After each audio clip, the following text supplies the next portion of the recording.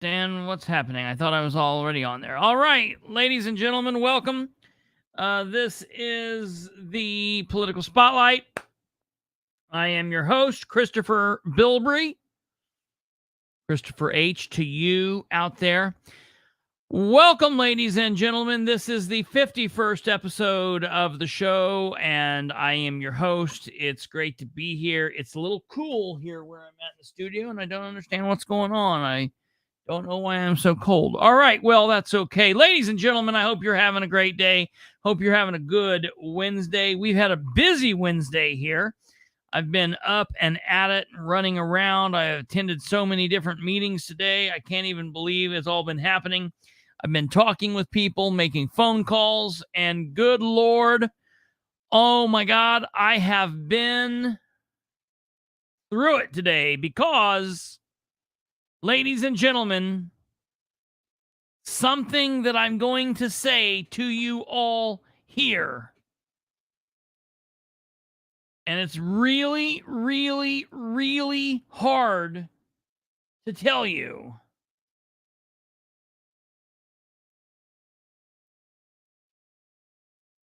But, ladies and gentlemen, I was wrong. Breaking news. I was wrong. I was wrong.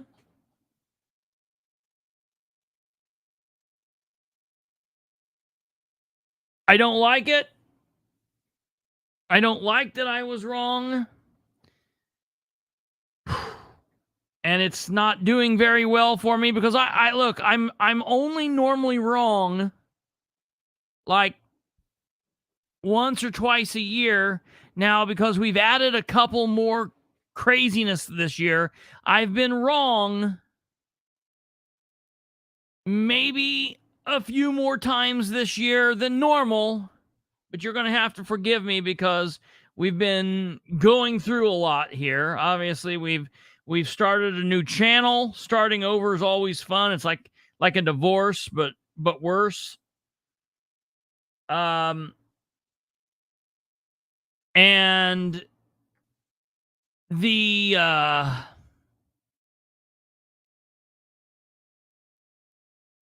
just everything has been crazy. And so it has maybe thrown me off my game a little bit.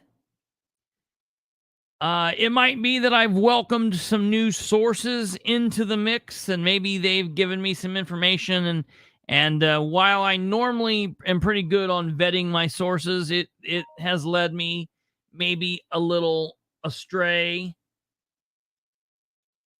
And I have to say, I was wrong, and it's not doing well. Brandon's here saying someone on the team has to be wrong. I can definitely understand. And you know, at least we know that Brandon is not wrong, apparently. You know, we like to be very, very high numbers here, you know, without being wrong, you know. And when we are wrong here, it's really, really, really bad. But we do admit it. We do come out and tell you, hey, we screwed up. We got some information wrong. We looked at this thing a little wrong, and or we just totally missed it, man. We just completely whiffed the ball on this one, and we don't know what happened. You know, I'm very very good about coming out and admitting and doing the whole mea culpa thing. So, ladies and gentlemen, this pertains to Mayor Ridenour, Dan Ridenour, the mayor of Muncie. First and foremost, I'm going to tell you, matter of fact, this is like a first time ever, a broadcast first for Kristopher Bilbrey, because not only was I wrong once, but I've been wrong twice in the last just day or so, and it's really affected a lot of you. I've heard from a lot of you.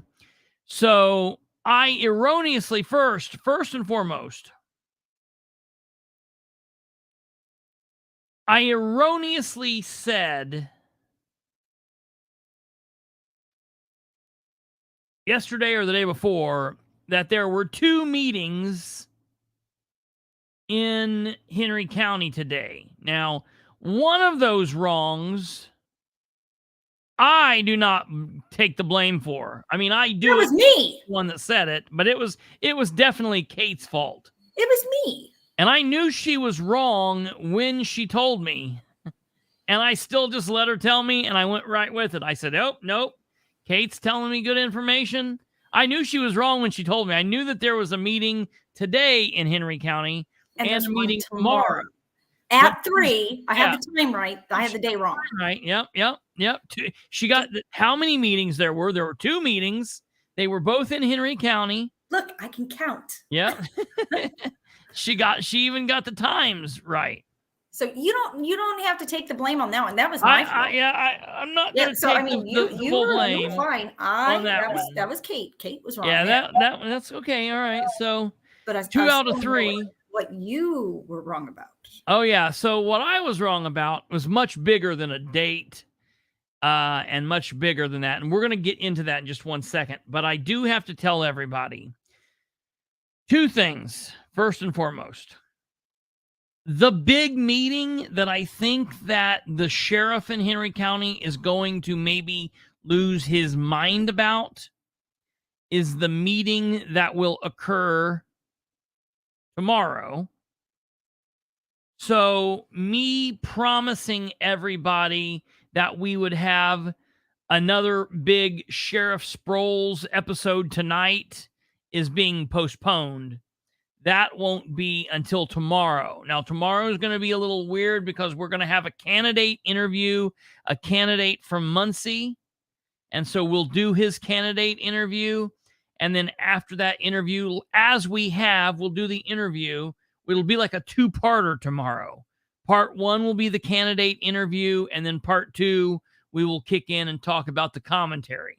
And it just so happens that the candidate will be from one area and the commentary will be on another area. So that's there. I just want to let everybody know that. However, just because we're not doing the big Sproles episode tonight doesn't mean we're not going to talk about Sproles in Henry County, because there still was there. Right there. See this person right here, Rhonda, you need to be watching from YouTube. You need to get onto YouTube so that you can see everybody else's comments and so that it counts for me. Good Lord, my own mother doesn't even figure out how to operate it. Delaying the inevitable. You want to see something? That's funny that you said that.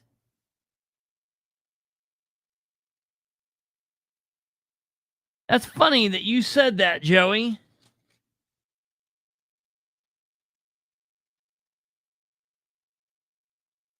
I don't have the actual front part of the CD cover here.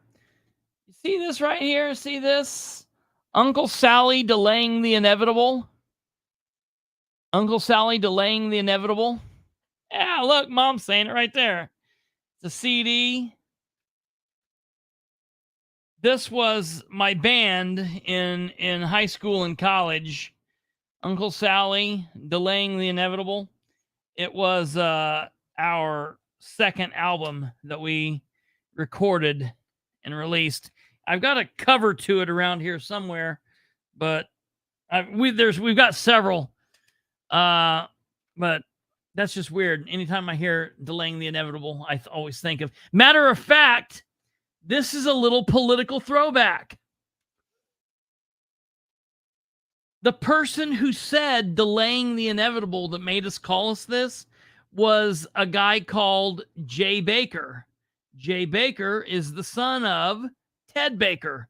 Ted Baker is Mr. Fun, the president of the Board of Works. Today's Wednesday. We will talk about the Board of Works in just a little bit. So, all right, back to the show. From that, I just wanted to give you all that little piece of history there. Okay, so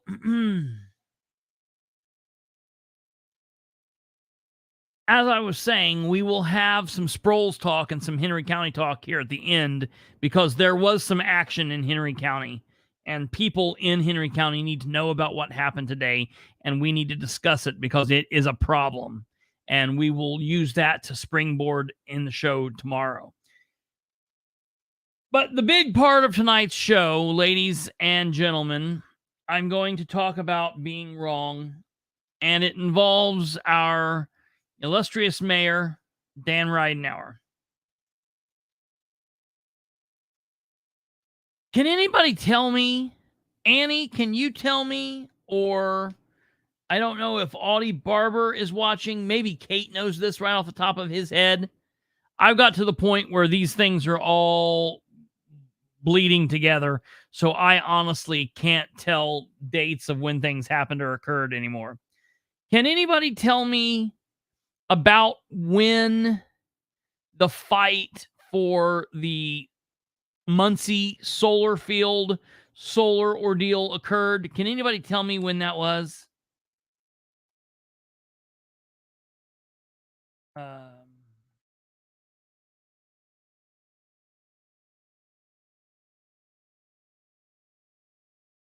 Muncie business. Let's see here. All right, so in June of 20, okay, so this was June of last year. That's what I thought. So in around June of last year. No, it was well after 2019. So in the spring and summer in the year 2022, the city of Muncie dealt with a situation in which Dan Ridenour, the mayor of Muncie, put forward a plan to turn a brownfield, the old Chevy factory plant property, into a solar field. And we all, the normal people in Muncie who listen to this, and thank God the council members who listened to this, thought this sounds like a terrible plan. This sounds like a terrible plan. Aha, there Annie is starting to parrot back to me some of my own words that the mayor bought this property without anyone knowing. How dare the mayor buy this property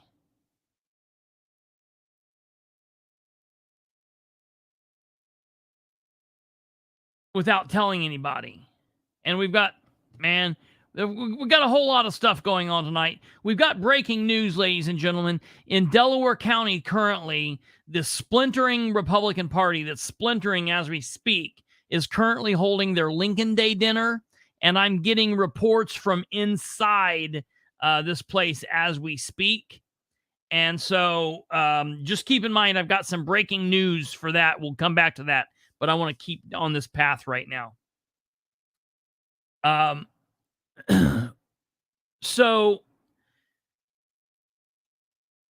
when all of this happened, one of the things that I was really incensed about was the fact that the mayor bought this property, bought this land for $110,000 without talking to anybody, without talking to the council, without talking to the Board of Works, without anybody. All right. And that just really seemed gross to me, because that's just par for the course with what he does. That's just how he interacts with deals, and that's how he deals with the public, and that's just what the mayor does when he's doing deals like this.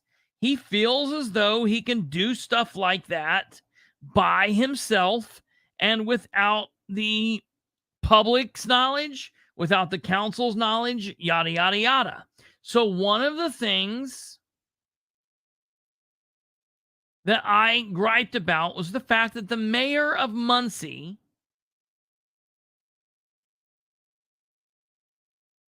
bought this property and did so without anybody knowing. Now, Annie has got it right here. It's a brownfield, and it was a brownfield. And this brownfield was being managed by a thing called Racer Trust. And Racer Trust was in charge of trying to keep it good in the eyes of IDEM.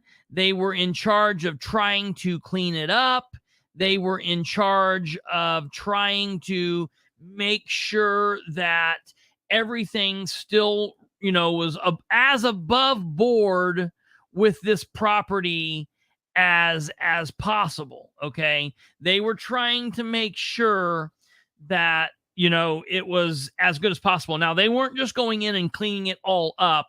They weren't going in and doing this. They weren't going in and making, like these.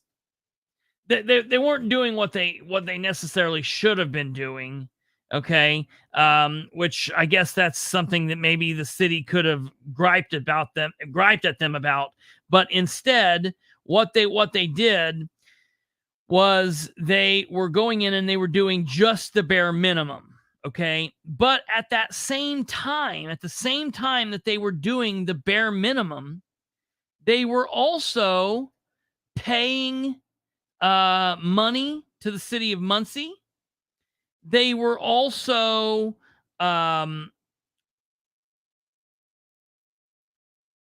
doing sorry, I've got to block this thing because I don't want to dox these people. Give me 1 second here. This pertains to what we're talking about.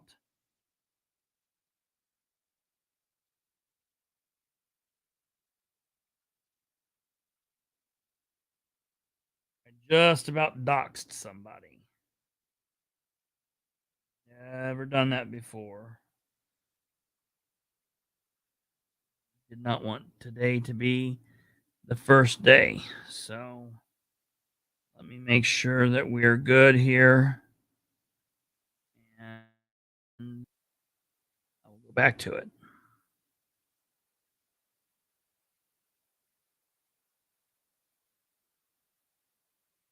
Okay.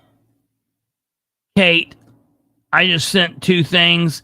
Can you make sure the one it has the does it have the address blurred out? Okay. Sorry about that. So while Racer Trust owned this property, okay, they were in charge of paying $24,000 in property tax to the city. They were also $24,000 a year. They were also in charge of paying the city of Muncie $21,000 in stormwater fees. So Racer Trust paid the city of Muncie all of this money. That's $45,000 in money to the city of Muncie. And when Dan Ridenour bought this land for $110,000, no longer were we getting that $45,000. All right? No longer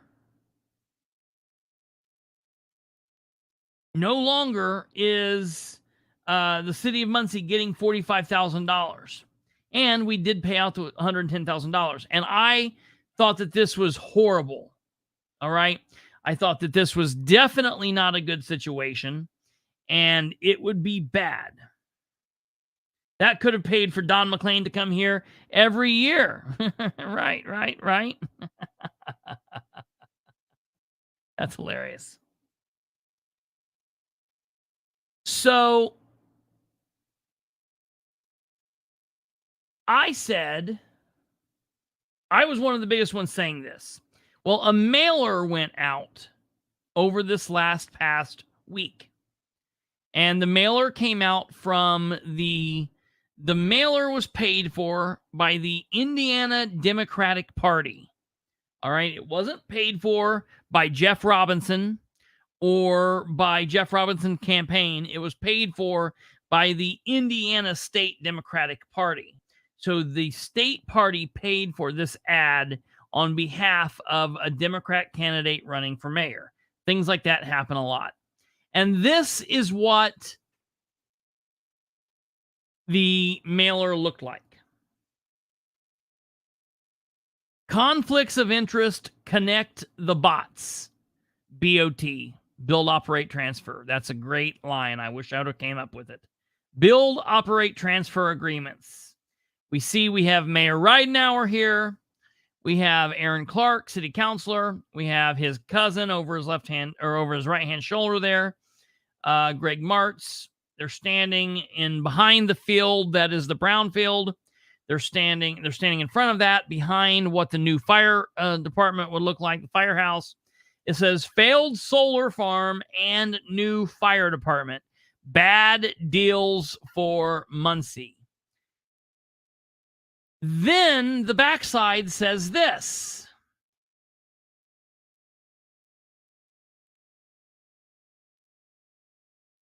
Mayor spends $110,000 to buy contaminated 55-acre GM site. Okay.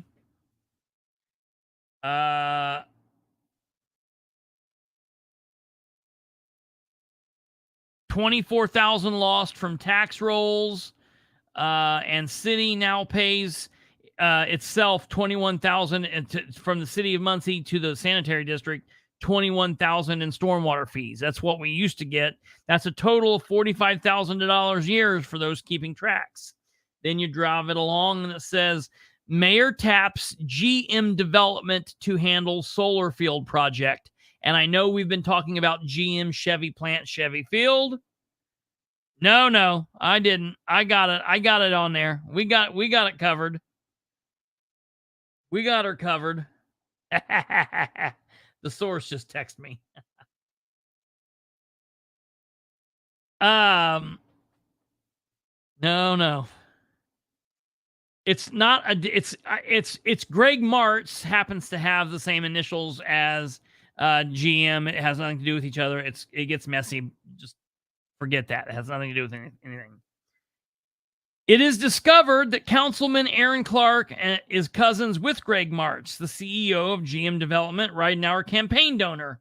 Remember, I showed you, ladies and gentlemen,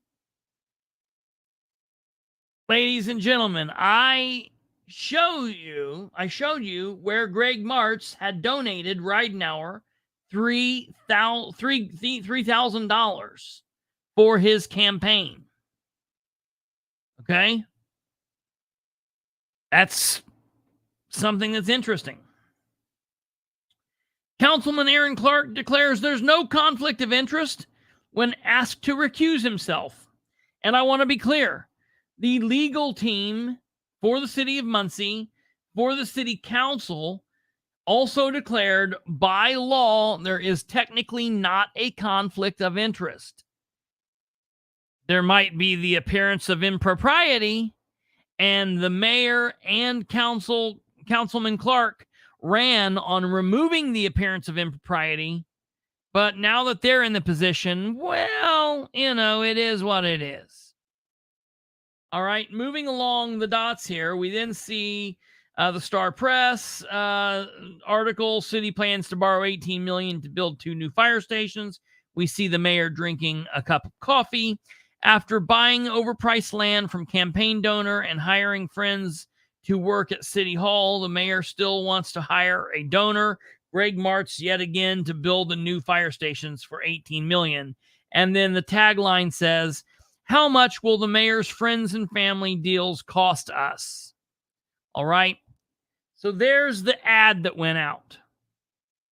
Well, number one, we're going to talk about this ad at the very end of the show. We're going to come back and talk about this ad as it relates to another hubbub currently going on in the city government. Okay. Right now, however, I want to talk about how this relates to the thing that I've been wrong about. So the mayor of Muncie has posted this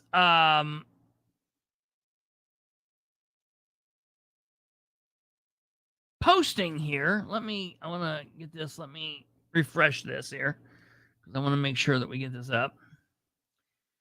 The mayor of Muncie 5 hours ago posted a new post to his campaign Facebook page. And his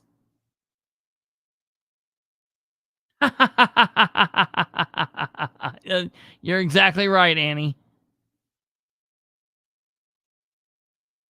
Okay. I want to come back here to this campaign page. And it says, Dan Ridenour, it says, and it's in quotes, "Whereas the council now desires to authorize the acquisition of the site by the city."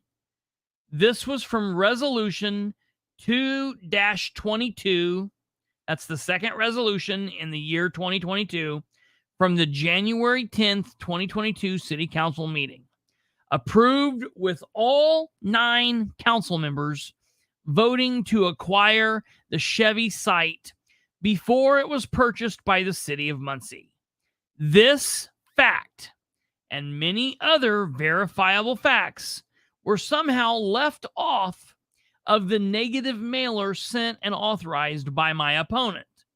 And then he shows an amended resolution 2022-22, and he shows where this is, and he shows the votes, and it is what it is. All right. Now I want to remove this, and I want to show you this. Here, ladies and gentlemen, is right here is the resolution. All right. Resolution 2-22. Yes, he happened to be on both committees. The one and only. All right. So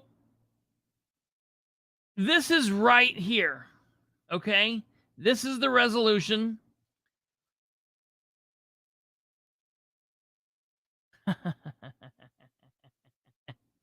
All right.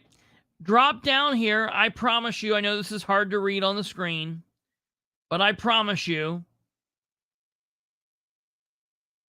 in this second to last line here, it does say, "Whereas the council now desires to authorize the acquisition of the site by the city, subject to any additional legal requirements." All right. Up here, it says, on July 6th, 2020, the Common Council and the city of Muncie, Indiana, adopted the resolution adopting provisions of the act. The city issued a request for proposals and qualifications for the construction, financing, operation, and transfer of a new solar project to be located in Muncie, Indiana. Project. The council has received a recommendation to enter into a BOT agreement with GM Development Companies, LLC, the developer, to provide for construction, operation, and transfer of the project, all pursuant to the proposal submitted by the developer. Whereas pursuant to the act, the council has published notice of a public hearing, and with respect to the recommendation and of the date thereof, has held such a public hearing and considered all public comments with respect to the recommendation. And, okay, this is very, very important. This is very important. Dropping down here, whereas the project is to be located at the site commonly known as the former Chevy plant site located in the city, the site. So, ladies and gentlemen, I, Kristopher Bilbrey, am here to admit that for the last year and a half, I have been wrong every time that I have said that the mayor bought this land without notifying the public or without notifying the council. Bam, there we are. That's pretty big breaking news, because if I've said it once, I've said it 1,000 times.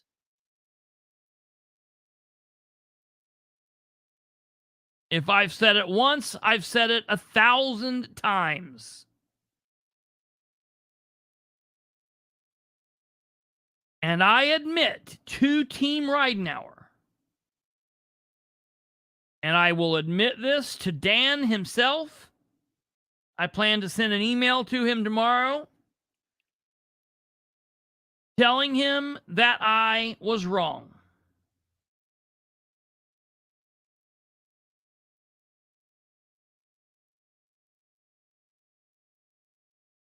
It's to enter the BOT, and it also gives the mayor the right to buy and purchase the property.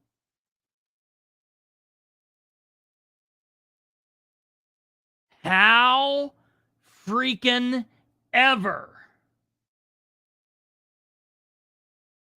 Ladies and gentlemen, I keep track of a lot of crap, and I can tell you a lot of what goes on in the city of Muncie. I can tell you a lot of what goes on now. I can tell you a lot of what goes on last week.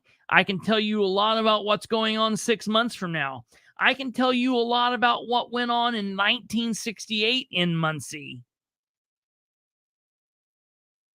And I wasn't even born. Plus, I can tell you what's going on in Anderson and Newcastle and Indianapolis and Winchester and Richmond. I got a lot on my plate. And maybe in June of 2022, I have slipped my memory of a resolution that we heard one time in January of 2022. But for the love of God, I have asked and begged and pleaded with this administration to tell me when they took it before the council.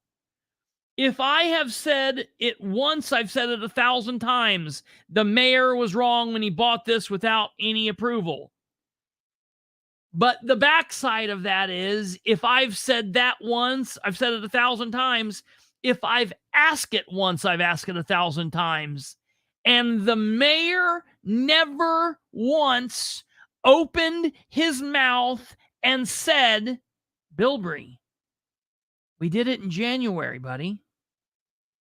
Resolution 2-22. His danatics. They get on and they say you're an idiot. They get on and they say you're stupid. They get on and say you're saying wrong information.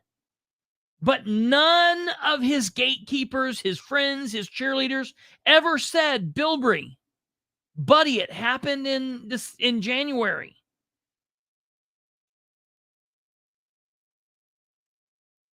I've spoken to the council members. I've spoken to at least 5 of the 9 council members that were on that council at that moment and voted. And most of them have told me, I don't know, we didn't do it. The mayor should have talked to us.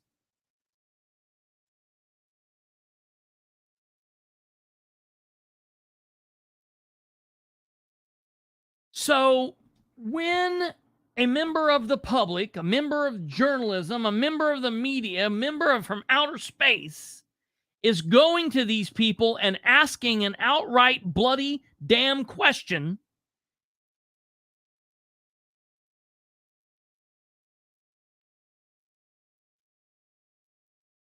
no, don't conflate those two things. I'll come back.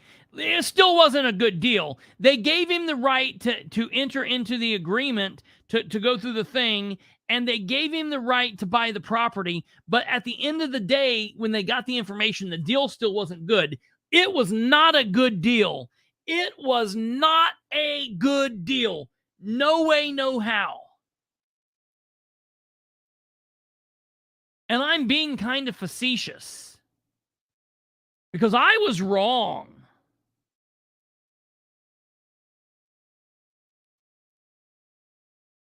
But where the hell was Dan Ridenour to point me into the right direction? Where was the communications director to point me into the right direction? Where was Shireen Wegley? You know, maybe if the Dan addicts would lay off the freaking laugh emoji and stop hitting the laugh emoji on everybody's post, and if they would start doing their job, not being argumentative, not being assholes, not telling people they're idiots or they're wrong or they're stupid for having questions, but maybe if they would listen to the question and they would look for an answer and they would do their jobs as being public servants. And when a citizen legitimately says, hey, did you take this before the board, before the council, before the MRC? Maybe that public official could get off their butt, could walk over someplace and ask somebody and find out and get a true answer for the person. Maybe their first thing shouldn't be to fire off on social media telling people they're ignorant. Maybe it should be to do their job and to get an answer.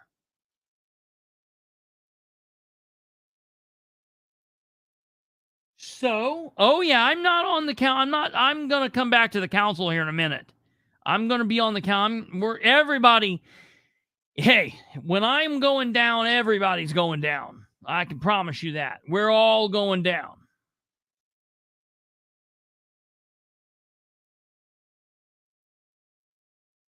I was wrong. But you know who's handcuffed to me? You know who's handcuffed to me? Dan Ridenour.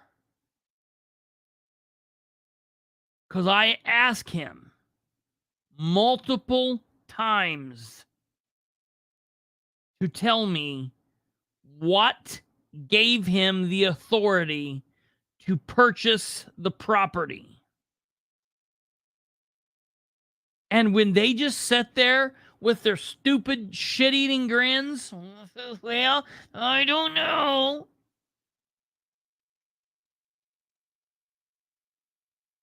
And they purposefully let me push that narrative.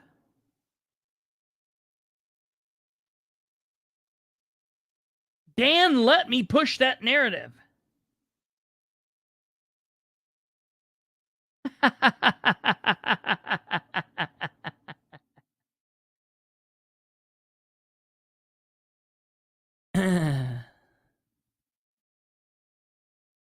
Dan let me push that narrative.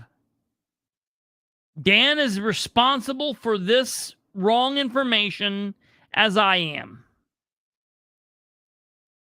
Matter of fact, maybe a little bit more so. What was he doing? Was he just holding this for the right time to use it as a political? I'm coming to the council. The council's going to get it. I promise.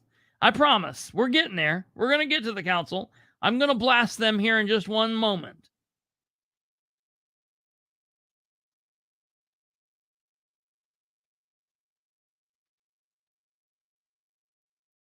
What in what world would it make sense for them to not tell me? Let's play that game for a moment. In what world would it make sense that Dan Ridenour or Dan Ridenour's posse or the communications directors, the 5 of them that he's had,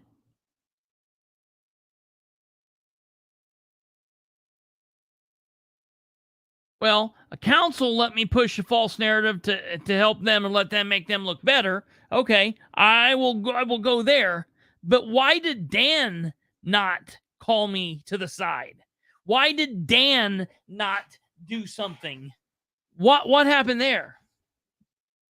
That's exactly right, Joey. That's exactly right. Now, the council, they're guilty as sin. And they get it on both sides. If they knew about this and they didn't tell me or correct the record, to hell with them.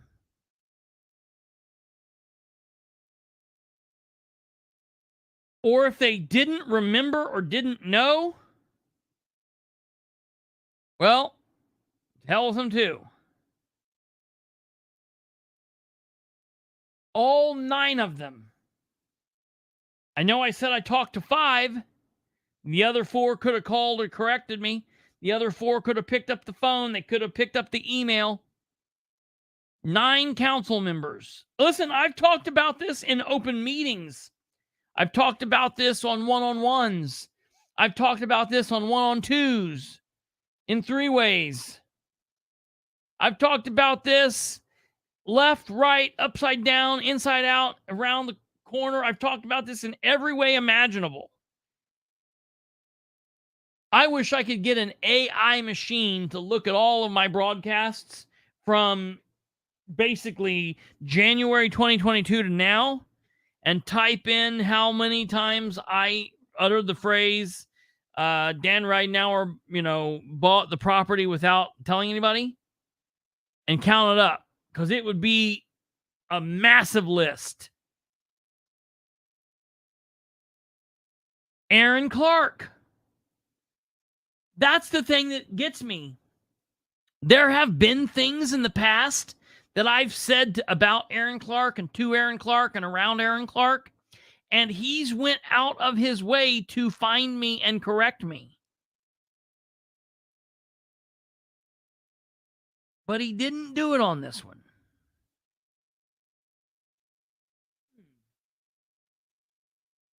He didn't do it on this one. That's strange.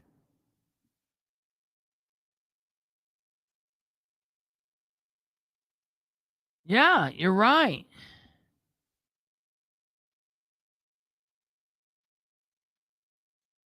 You're exactly right, Kate. You're exactly right. It's easy. Look, this is easy for the Mike Jones of the world. It's easy for the Troy Tackett's of the world.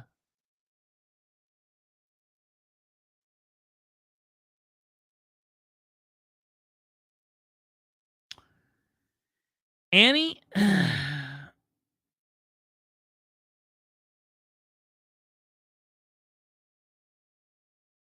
I'm really afraid that that's probably a truer statement.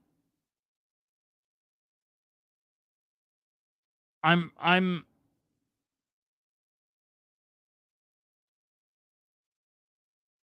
really afraid that that's probably a truer statement than I would like to even admit.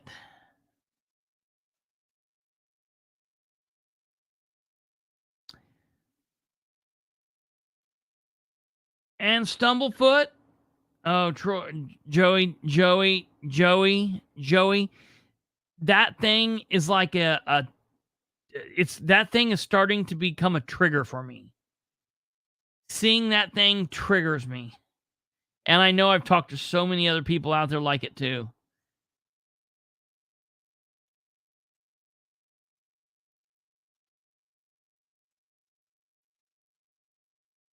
Oh, yeah, that's the other thing. It's all sorts of nonsense. They do things in resolutions that should be in ordinances, and they do things in ordinances that should be resolutions.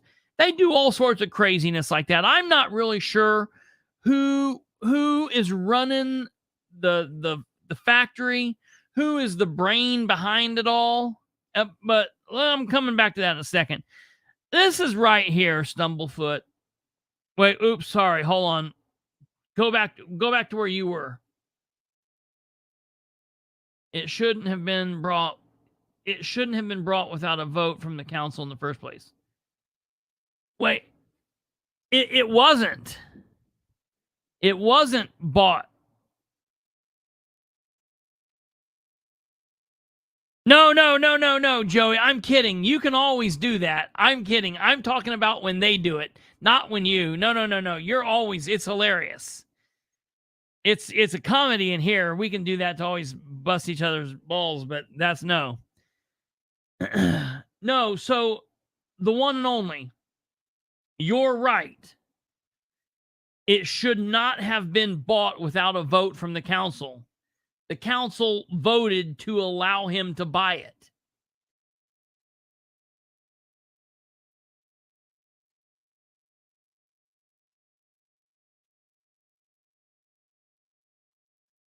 But this is right true. And that's a real scary thought. Because it makes sense. Look, it makes sense when we're talking about Joe Biden or talking about Trump, talking about Bush. We're talking about a president. The governor's so high, he don't care what a podcaster's saying. The governor's sitting so high, he doesn't care what Tony Katz says. He doesn't care what Rob Kendall says. That's not good.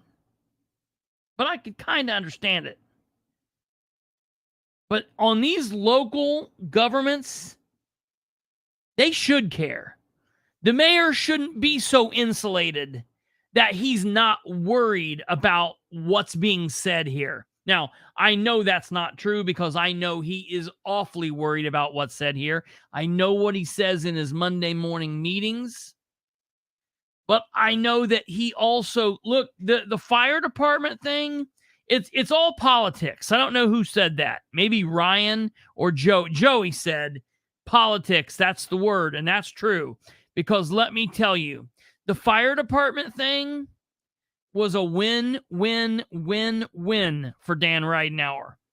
Fire department, firehouses. If Jeff votes them through, it's a win for Dan.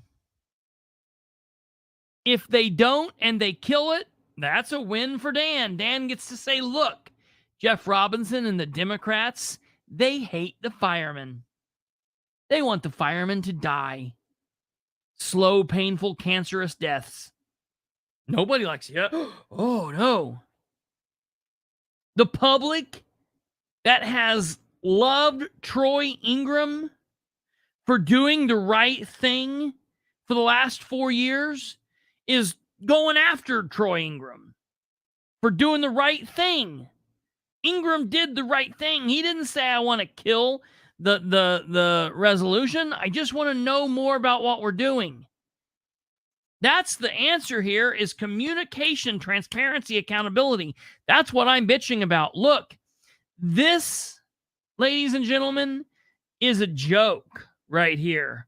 Because I was wrong, but in my opinion, I was set up. Tabling it is still a win for Dan. That's exactly right. That's exactly right. Every bit of it, Joey, is a win for Dan.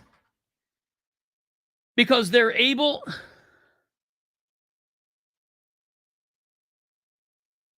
No, it doesn't give him the approval to do anything. You're right. But you know what it does? it gives him the ammunition to run out saying, look at Jeff Robinson. Look at Jeff Robinson. He hates the firemen. Look at his council members, his Democratic council members. Look at Troy Ingram, how much they hate the firemen, how much they hate forward progress. Dan has a habit of saying projects are dead when they're just in fact tabled. Kate, that's exactly true.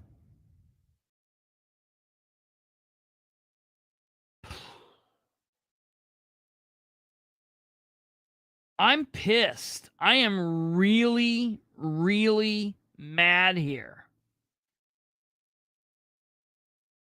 Because I feel like I have been purposefully lied to.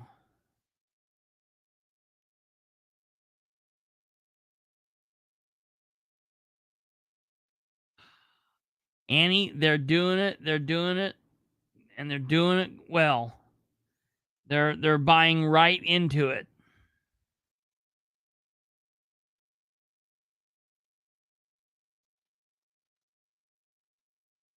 Let's go take a look at that. Let's go take a look at that right now. I've already done this once before, but it's been a minute. So we will go take a look at this right now. And we'll do it right here in front of all y'all.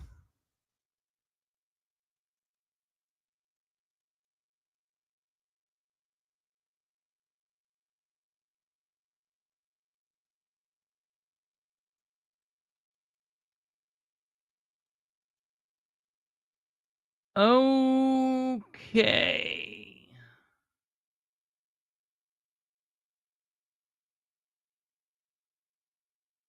Tillotson. Thomas Park. Go.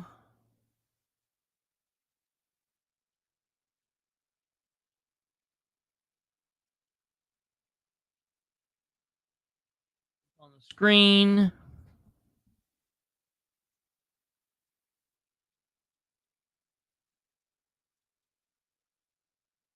No, I'm going to Beacon here real quick, Audie, to see what it says.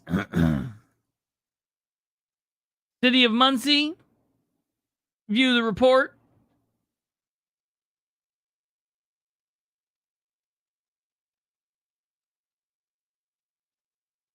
City of Muncie purchased it on April 4th, 2022. So 4 months.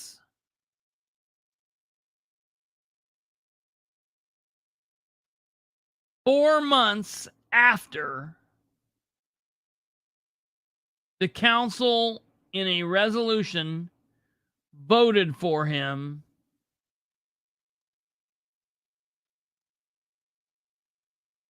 to do it. And now all I polled was the standby here, and I'll bring us to the minutes of the meeting. Give me 1 second here, and I'll take us to the minutes of that meeting of resolution 2-22. Minutes.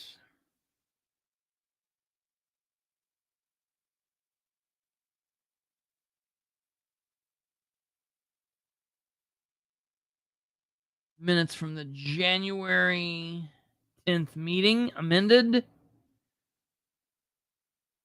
This is going to be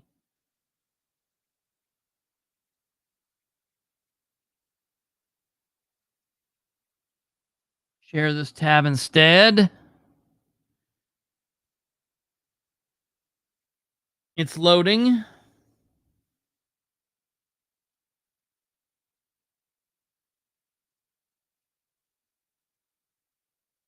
Right, here's the public hearing. Now, the public hearing started at 6:30. Resolution 2-22, authorizing the entry by the city of Muncie, Indiana, into a BOT agreement and related documents, taking certain and other actions related thereto, Greg March, GM Development in Springport, Indiana, states they have a presentation prepared. Although technical difficulties are hindering them from presenting tonight, they will be back before the council at least one more time, most likely two more times, meaning there will be opportunity to present the same presentation at a later time. In providing some background, GM responded to public request for proposal that the city put out in the fall of 2020. The RFP was to look at the potential solar projects for the city. One of the sites identified early on was the former Chevy factory site. He is sure everybody is familiar. They spent a lot of time looking at that site, and the site has a lot of history. So part of what they were looking at was the environmental impact of the project. They ran many numbers on many different ways in which they could put a solar project on that site, as well as running numbers on construction costs and potential revenues the city could potentially retrieve. Therefore, reason they are here tonight is really just the beginning of the process, even though there has been a lot already, and to present initial findings that they have worked on for the past year. What they plan is to be asking for the council to vote on is essentially end this preliminary procurement process so they can start talking with financial advisors in addition to getting hard construction costs. Then come back at a future meeting so they can have all of the numbers nailed down, as well as advice received from the financial advisor in regards to the appropriate next step. Most likely that would happen via ordinance. So would happen over more than one meeting unless the council chooses to suspend the rules. March states he will at least have to be in front of them one more time, likely two if they do not suspend the rules for the ordinance. He indicates that they will be prepared for that. March states his colleague Ryan Stout from Performance Services will discuss some of the knowledge behind the knowledge base behind the actual design. Ryan Stout gets up and he talks some stuff. Blah, blah, blah, blah, blah, blah, blah, blah, blah, blah. Environmental concern, a bunch of nonsense there. He goes on. Greg March returns to the podium. I remember this. I remember it. I remember this. Now that I'm reading this, I remember this. William Hughes, who was then the assistant city attorney, he is now county councilor William Hughes, recalls as earlier described this part of the process that really began early in this administration with discussions between the owner of the former Chevy plant, Racer Trust, to see that the property could be acquired and what it could be used for. Council adopted the state statute BOT Act back in July of 2020 that authorizes them to bring forth this type of proposal that GM Development Companies LLC came up with has been through a review committee, which recommendation was made and then forwarded to the council. Going forward, there will be opportunity to review the actual purchase of the real estate by the council, as well as approving the actual language of the BOT agreement. Yada, yada, yada. Deputy Mayor Richard Ivey explains because this project has been in the process for 18 months, Mayor Ridenour asked that he share physical copies of a timeline since passing the original resolution 1220. The council was earlier provided, that was earlier provided in the email. So I guess there's even something from 1220. We'll go back and look. Resolution 1220. Also taking into consideration of the new council members that joined the council after the adoption of Resolution 1220. He anticipates that the timeline helps assist the progress since June of 2020. Christopher Bilbrey questions when the land was purchased by the city of Muncie. Okay, so that's something I was worried about in January. Attorney Hughes indicates that it's not been purchased yet. Bilbrey confirms the state and states he will save his questions for the regular meeting. A motion was made by Ingram and seconded by Polk to adjourn the meeting. All right. Now let's get down to the actual reading of the resolution.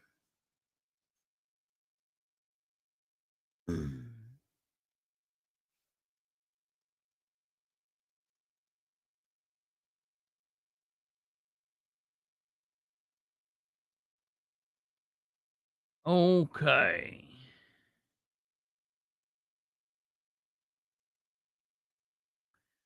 A council attorney, Dan Gibson, recalls this being the resolution that they had the public hearing on earlier this evening. As Bill Hughes, one of the city attorneys, stated, they worked through some amendments to the resolution that really clarify what is being asked of the council tonight. Gibson thinks it's important to walk through some of the recommended revisions and amendments. He thinks that is also important to help clarify what's being done with the solar project. As both Martz and Mr. Hughes said earlier, this is step one. There are going to be additional actions, yada, yada, yada. GM Development award the right to purchase the solar project, authorize the mayor to move forward with the acquisition of the subject property described during the public hearing, which was Chevy. Financial documents, financing will be subject to further approval of the council. Da-da-da-da-da. Transaction documents shall be in a form to be provided by the developer and reviewed and approved by the city attorneys, mayor, and the council. The city confirms and finds that the BOT agreement constitutes a BOT agreement under the Act, Section 2. Gibson recommends be amended to state the council hereby finds that the project contemplated by the developer's proposal and transaction documents, including the BOT agreement, will serve the public purpose of the city and its best interest of the city and its residents. Let's see here. Goes on. Okay. Doesn't look like anything. A motion is made by Robinson, seconded by Davis.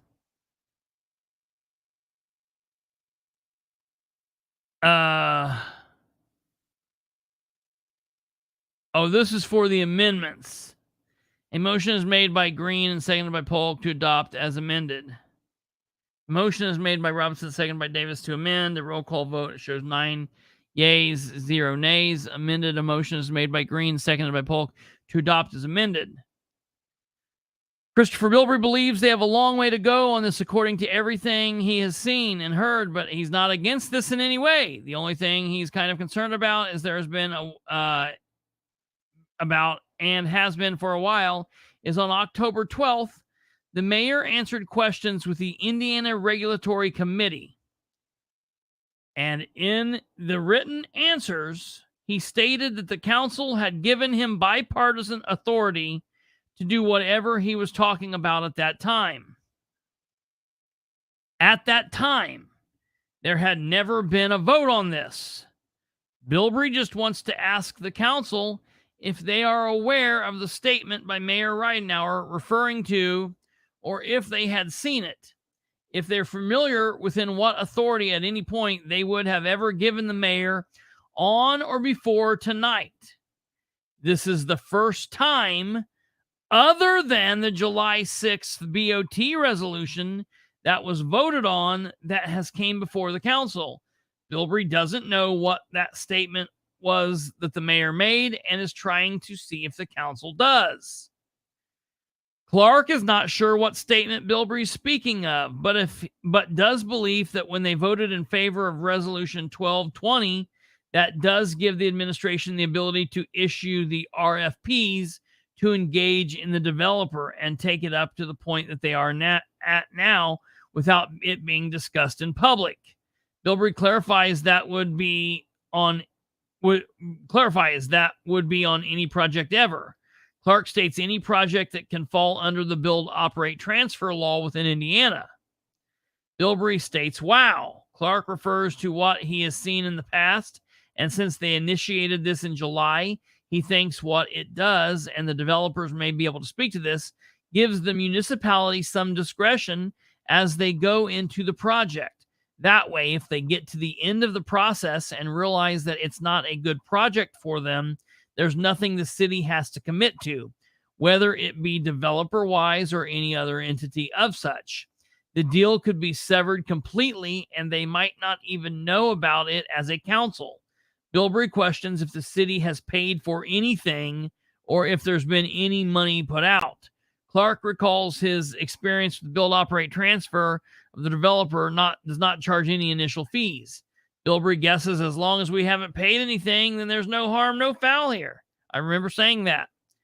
Clark makes the comment that this is the finish line for the beginning of the start. That sounds exactly like something Clark would say. This is the finish line for the beginning of the start. They haven't crossed the initial RFP process and are getting ready for the next step. Clark assures he has no knowledge of the solar project other than the mayor talking about it in the past. But that sounds weird. Clark assures he has no knowledge of the solar project other than we would learn several months later that this was his cousin. We did not know at this time. All right? So that's a very weird line there for him to say. Because what we would eventually learn is that Clark and Martz are cousins, first cousins. He assures he has no knowledge of the solar project other than the mayor talking about it in the past, but just from what he has studied on build, operate, transfer agreements, this would begin the discussion and contractual commitment the council would have. Bilbrey confirms and questions up until this point, other than what has been in the Star Press, the council has not voted on anything that they know of. Clark assures the only people that would have any information to know on the advisory committee that was formed. He can't recall who was on that committee. Ingram states that he was on the RFPQ committee, and they held a meeting discussing the solar project and took in RFPs, looked at different proposals from 3 different companies, and that only one they chose was from GM. That's the bulk of what happened with the RFPQ committee. Bilbrey just wanted to make sure, because there is a situation in the county right now where there's a lot of people pissed at Delaware County, a lot of pissed off county citizens because they feel as though action has been taken without their input. The mayor's whole goal was to improve communication, transparency, and accountability, and slow government down, but Bilbrey feels like that has not happened. He wants to make sure that does happen, and this council has been great in helping that process. So he just wants to make sure that as much is out in the open as possible, and the council has done their jobs. He thanks them. Audie Barber arrives and states he has a couple of concerns with the property. There's about 55 acres here, give or take the two that are two parcels in the middle of the property that belong to I&M, and at least according to Beacon of Delaware County, they are right in the middle, probably 150 foot by 200 foot or so. He questions if that's going to be a problem and something they need to look into because it's clearly on Beacon. Also, the concrete. Barber questions that if it's going to be the responsibility of the city of Muncie to take up and remove the contractors, because according to Beacon of Delaware County, the name on the property is Revitalizing Auto Communities Environment Response Racer. Clark mentions the acronym. Barber confirms that's who owns it. Clark states yes. Barber relays that the city of Muncie doesn't even own it at this time, is just concerned with the 2 pieces of property in there that belong to I&M, and in addition to the responsibility of cleaning up the concrete. Barber believes that the concrete is probably 10 inches to 12 inches to 14 inches thick. That's a pretty good chunk of concrete on that piece of property. Clark thinks now is a good opportunity for the developer to come back up and speak. He's aware they may mentioned earlier how they're going to build a ballast system on top of the brownfield, and thinks maybe an explanation would help the public understand. And then the guy comes up and they vote to then adopt it. A roll call vote showed 9 yeas and 0 nays. There you go. So, let me get back here and see what we got in the comments. I've been gone for a minute. Yeah, I'm sure there's a video of it, Audie. It's going to take forever to get to, because you can't just go to the city of Muncie. And let me see if I can do it on my wall.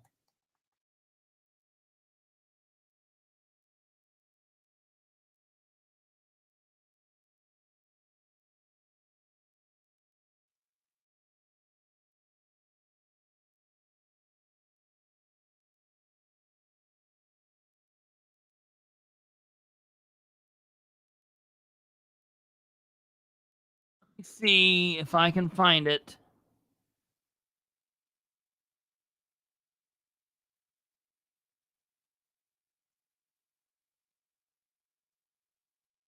There's the meeting from 10-2. Yep, right here.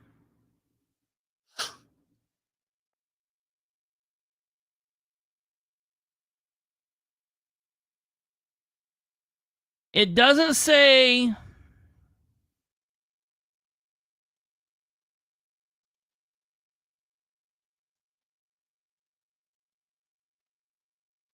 No. The night of the threat, Audie, you're mixing stuff up. The night of the threat was in June. This is in January, dude. This is 6 months beforehand.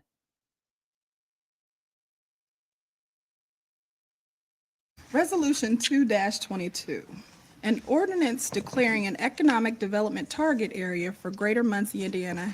Oh, wrong one. Okay. Sorry, it's been the holidays. Yes. Resolution 2-22, not ordinance.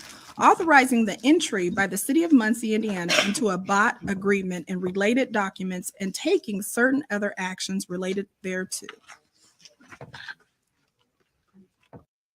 I'm sure in the public, that site has a lot of history. And so part of what we were looking at was the environmental impact of the project. But also we've run many numbers on lots of different ways that we could put solar project on that site, and as well as running numbers on construction costs and potential revenues that the city could. Here I read those almost word for word. I tell you one thing that I'll never bitch about is the City of Muncie's minute keeping ability. I'm telling you, if you fart up there, it's in the minutes. Retrieve from a project. And so what we're here tonight is really just the beginning of the process, even though there's been a lot already, which is we're here to present initial findings that we've worked on for the past year. And what we're going to be asking for you to vote on during the council meeting is to essentially end this preliminary procurement process so that we can start talking with your financial advisors and also getting will be above ground, so we don't disturb any of the soil.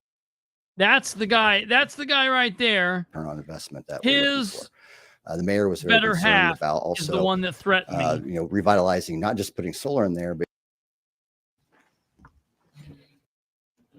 Your board after the fact, so we wanted to put a timeline together for you, and I brought you a hard copy here this evening. So, And amazing, the mayor wasn't here for this.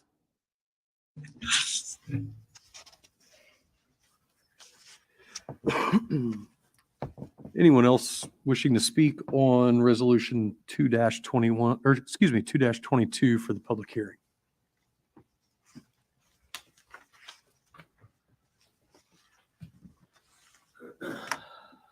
Oh, Kristopher Bilbrey, when was the land purchased by the city of Muncie?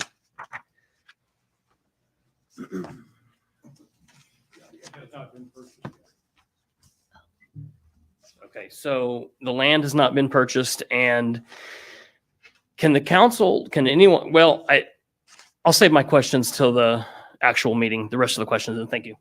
Thank you. Has to commit to? Other than the July I've been concerned about for a while is on October 12th, the mayor answered questions with the Indiana Regulatory Committee. And in the written answers, he stated that the council had given him bipartisan they can't disturb authority. That's the ballast would sit to on do top whatever of it. he was talking about at that time. You're exactly And right. at that time, there had never been a vote on this. And I guess I want to ask you guys if you're aware of the statement that I'm referring to, if you guys have seen that, and if you guys are familiar with what authority at any point you would have ever give the mayor on this before tonight. This is the first time, other than the July 6th, 2020 BOT resolution that was voted on. This is the first time that this has came before the council. So I don't know what that statement was that the mayor made, and I'm trying to see if you guys do. Yeah, I'm they not were sure gonna. what statement you're speaking of. I do believe when we voted in favor of Resolution 1220, that does give the administration the ability to issue RFPs, to engage in the developer and take it up to the point where we are now without it being discussed in public. And that would be on any project ever. Any project that could fall under the build, operate, transfer law within Indiana. Wow. Did you guys, I mean, so I think what I've seen in the past, and since we've initiated this in July, I think what it does, and the developers may be able to speak to this, but I think it gives the municipality, I want to hear him say it. some discretion as they go into the project. And that way, if they get to the end of the process and they realize that it's not a good project for them, that there's nothing that the city has to commit to, be it developer wise or any other entity of that such. And it could be, the deal can be severed completely and we may not even know about it as a council. have we paid for anything? Has there been any money out? Normally, on my experience with the build, operate, transfer RFP, the developer does not charge any initial fees. I mean, I guess as long as we've not paid anything, there's nothing, no harm. So this is kind of that finish line or the beginning of the start, right? We've crossed the initial, the RP process. We're getting to, and I have no, Finish line. this is the Beginning of first start, I know not of the the end of solar the project beginning. other than the mayor talking about it in the past. But just from what I've studied on build, operate, transfer agreements is that this would begin This is the finish line. the of the discussion and the beginning. contractual The end of that beginning end. Okay. commitment that we would have. Okay. So this, up until this point, other than what's been in the Star Press or whatnot, I mean, you guys have not voted on anything that you know of. The right, only at this people point? that would have any information or know it would be the advisory committee that was formed. And I don't know if anyone on this was on that committee or not. I was on the RFPQ committee. So we've had a meeting discussing the solar project. We took in RFPs to decide. We looked at different proposals from 3 different companies.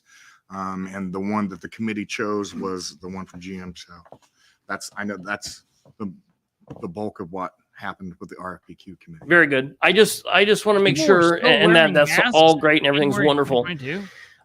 I'm sure that everyone's aware that there is a situation in the county right now where there are a lot of pissed off Delaware County citizens because they feel as though action has been taken without their input. And this mayor's whole goal was to improve communication, transparency, and accountability and slow government down. And I feel like myself, I feel like that's not happened. And I just want to make sure that that does happen. And you guys have been great in helping that process. So I just want to make sure that as much is out in the open as possible. And you guys have done your job. So thank you very much. Forward ho. You don't want to stick around and keep complimenting us? Yeah. You're welcome to do. I'll provide the time, Mr. Bilbrey. Yes. We'll give you more than 3 minutes. Good evening, Mr. Barber. Audie Barber. I've got a couple concerns with the property. There's about 55 acres there. So, folks, yeah, no. He didn't disclose it until April, May, June. He certainly didn't disclose it up in here. Which is interesting.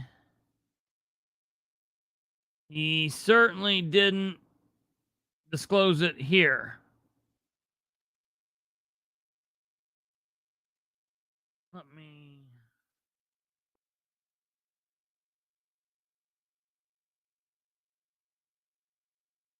Go Back up here real quick and see where this was.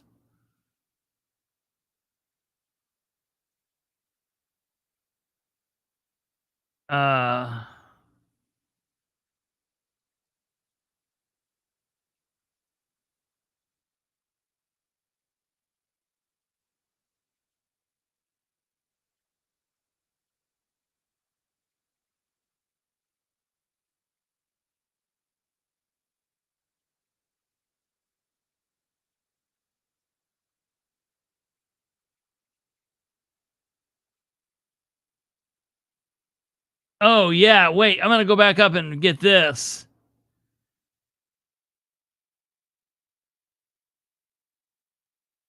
What does he say here? What does he say here? Beginning of the start, right? We've crossed the initial, the RP in public. And that would be on any project ever? Any project that could fall under the build, operate, transfer law within Indiana. Wow. Did you guys, so I think Let's listen to this here. what I've seen in the past, and since we've initiated this in July, I think what it does, and the developers may be able to speak to this, but I think it gives the municipality some discretion as they go into the project. And that way, if they get to the end of the process and they realize that it's not a good project for them, that there's nothing that the city has to commit to, be it developer wise or any other entity of that such. And it could be, the deal can be severed completely and we may not even know about it as a council. have we paid for anything? Has there been any money out? Normally, on my experience with the build, operate, transfer RFP, the developer does not charge any initial fees. I guess as long as we've not paid anything, there's nothing, no harm. So this is kind of that finish line or the beginning of the start, right? We've crossed the initial, the RP process. We're getting to, this is the first I know of the solar project other than the mayor talking about it. This is the first I know. He did say it there. This is the first I know. So, all right. Listen to what he just said there. This is the first I know about this. Do you believe that for a moment?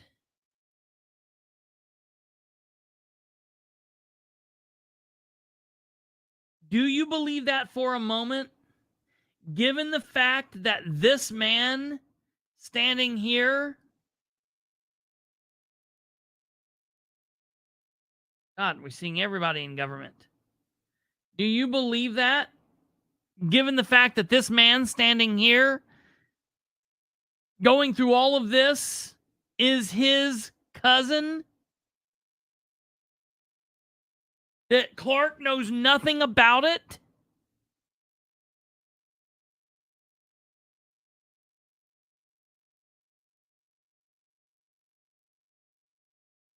No way. No way. No way they didn't know it. There's no way.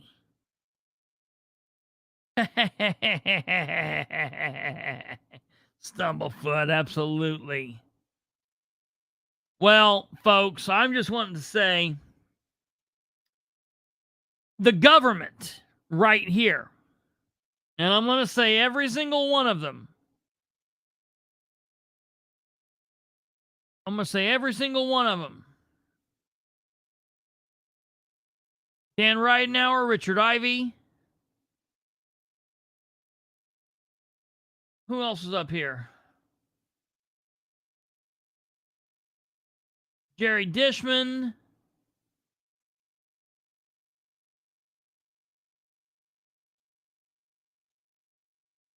Selvey Ingram, Jeff Robinson, Anitra Davis. Brad Polk.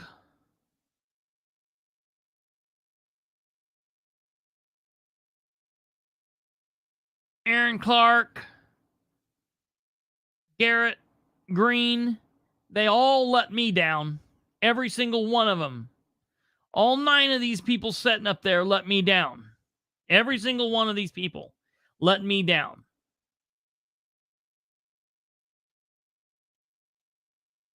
they all let me down.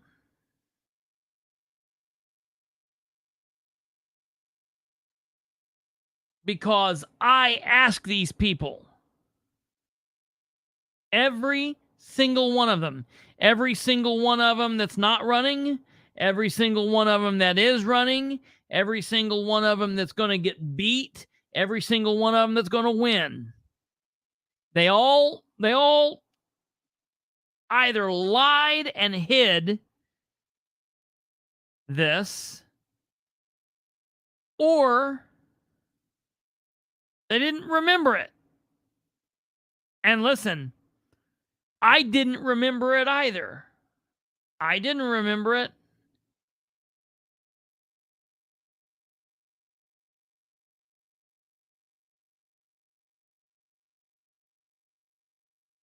Nevertheless, this was brought before the council. Ridenour did what he was supposed to do. Ridenour, 9 councils, or however many councilors that were there at the time, have not clarified that fact. Absolutely. So, yeah.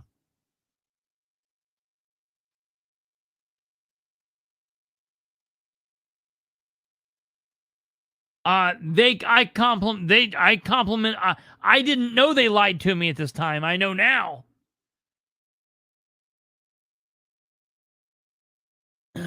So I'm real pissed off about this. Now, again, I was wrong. And I will clarify that with Ridenour.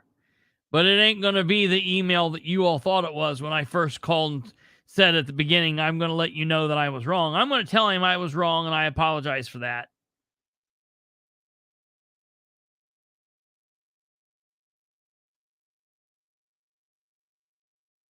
Can you play the, what are you asking? Can I play the reading? The resolution reading? Oh, yes. Damn it.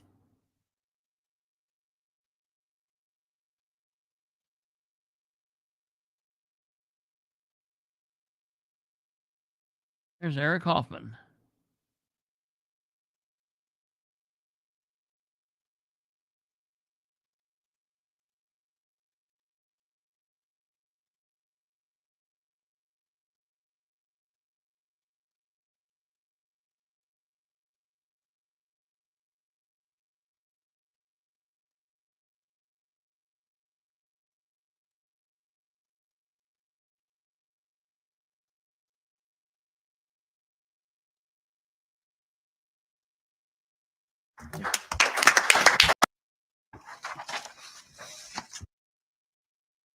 That happened. I was very angry.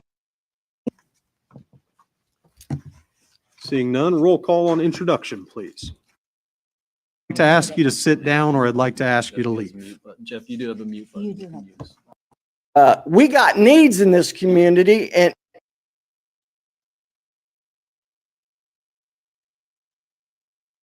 Very good. Until a future meeting. Trying to find where the hell Wishing to is that? speak on resolution 1-22. Resolution 1-22. Please. First, thank you, Councilwoman Davis, for authoring this resolution. Related thereto. And like I said, bear with me. I think it's important for this to be read into the record. First of all, I would recommend that the title be changed to a resolution authorizing certain actions related to a recommendation that the city of Muncie, Indiana, enter into a bot agreement Here it and is. related documents. The next amendment would be section 1. I'd recommend it be amended to read pursuant to the act, accept GM development public hearing on. Mr. Ingram, Yes. Mr. Garrett, Yes. Mrs. Davis, Yes. Mr. Dishman, Yes. Here goes Audie. Mr. Green, Yes. Mr. Polk, Yes. Mr. Clark, Yes. Mrs. Selby. Yes. President Robinson. Yes. 9 yeses. Resolution 2-22. Resolution 2-22 authorizing the entry by the city of Muncie, Indiana into a bot agreement and related documents and taking certain other actions related thereto. there a motion for approval of Resolution 2-22? Oh, beg your pardon. He gets up Mr. to Gibbs. make the amendments. To a resolution, all It's in public.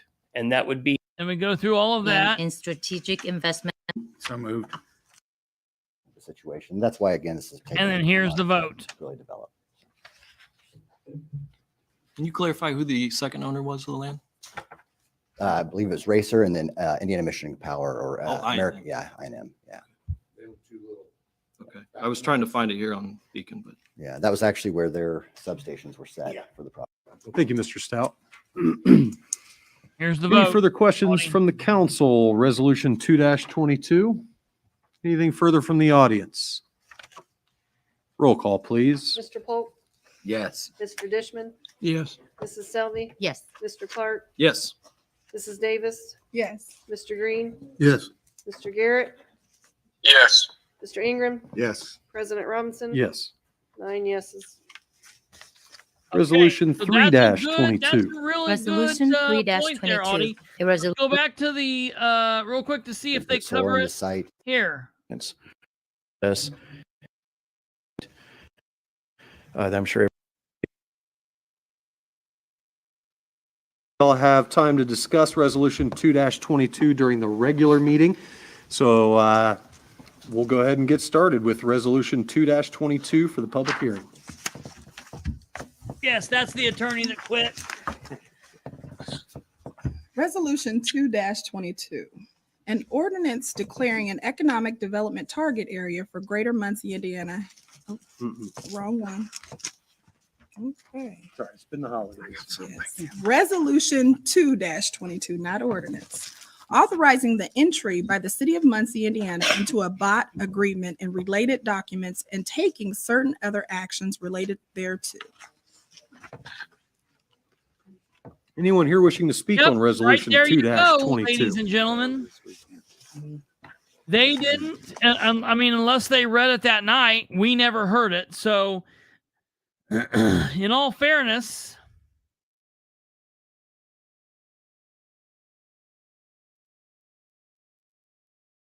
that's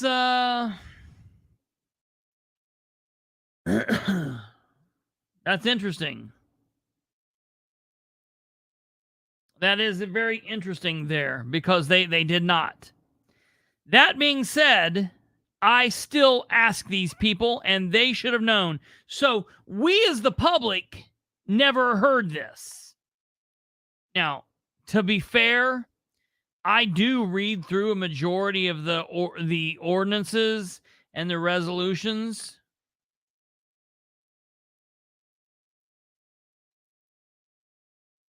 I know they don't, but maybe they should. Maybe they should. I know that it's going to take more time and it's going to drag things on. But if they'd got someplace better to be, they could resign their seat. I want to hear everything they read from now on out. Oh, I am pissed off.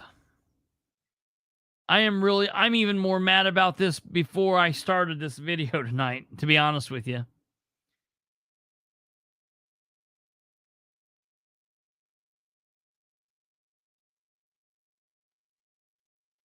Yeah. Yeah, are they here to work? Are we here to work?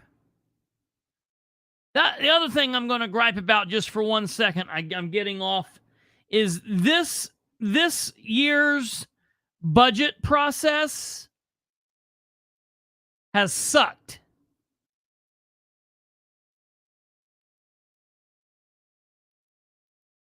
Oh no, everybody's in trouble.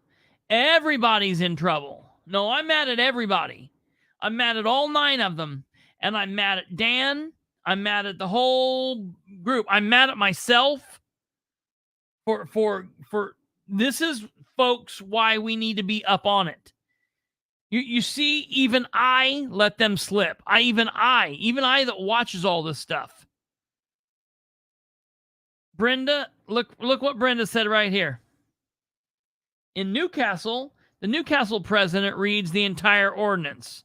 So if you're telling me they can figure out how to read down in Newcastle, by God, we ought to be able to do it up here in Muncie. I needed to put a little bit of humor into it there.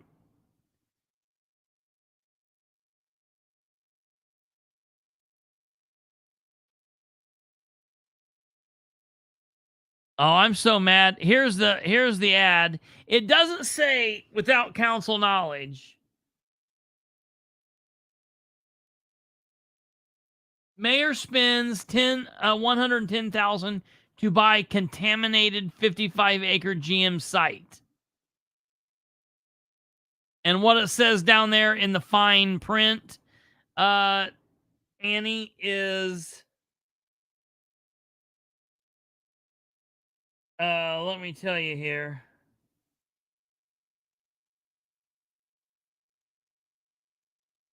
Beacon Schneider. It gives the Beacon Schneider website because that's where they got that information from.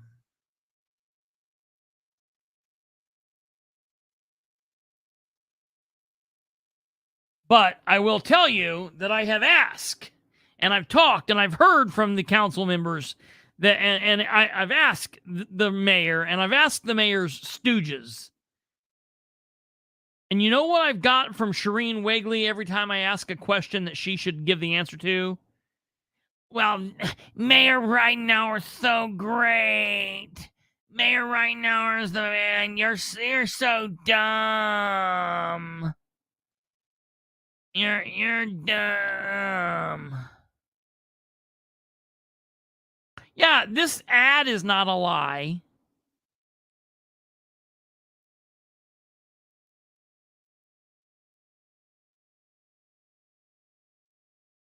This ad is not a lie. They lied to me. I don't give a piss less about that. I don't care about that ad. If the citizens of Muncie believe ads like this, you're idiots. You get what you get. Don't ever believe bullcrap ads, folks. I don't care if it's from Jeff Robinson. I don't care if it's from J.D. Prescott. I don't care if it's from Mike Gaskell. I don't care if it's from Rousseau. I don't care if it's from Audie Barber. Somebody sends you some ad and crap like this. Let me tell you something. Read it. Read it. Read every word on it. And think about it. And talk to people about it. Don't just... You know what they call these type of ads? They call it 3-step literature. As in, you better be able to convey what you want in your literature in 3 steps, because it's going into the trash can after the 3rd step. It's 3-step literature. If you don't convey what you want in 3 or grab their attention, this is pretty grabbing. It gets your attention. The other thing I want to say about this is, I'm hearing that the Democrats are taking some heat because they said that the whole fire department thing wasn't for politics. And let's be honest here. Let's be real honest here. Dan's deals for Muncie are bad deals. This solar project, don't get it twisted. The council did the right thing with the solar project. The council did the right thing with the solar project. We did a good thing in killing it. But I'm not happy that I lied to the public. See, that's what I see it as. I think that Dan and his people, for whatever bizarro reason, they lied to me by lies of omission. The council lied to me out of ignorance, willful neglect. I don't know.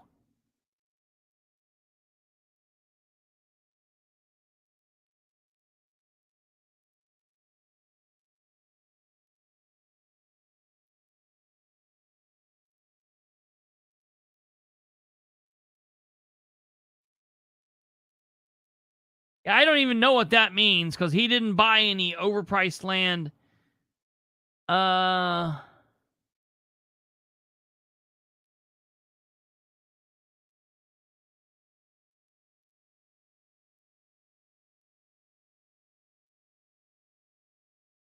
You're right, Joey. I appreciate that, sir. You were right. I don't know what they're talking about there because the GM deal he did not buy from a developer, so I don't know what. This ad is a little wonky. This ad is a little wonky. I'm gonna be straight up because they had this ad ready to go. Let's face it. Hey Annie, let me ask you. How long do you think it would have taken to have this ad? It would take to have this ad ready to go. When did this ad go out? I'll tell you when this ad went out. Stand by. I can tell you right when this ad went